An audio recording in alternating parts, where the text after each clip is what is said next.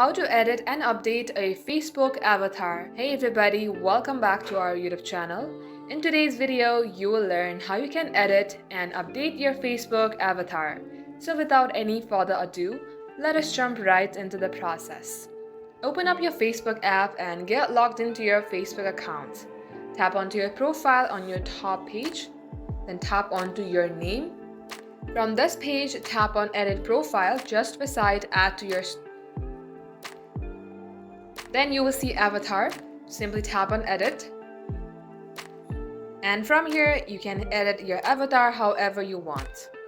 If you would like to dress your avatar from the closet, simply tap on the Closet tab.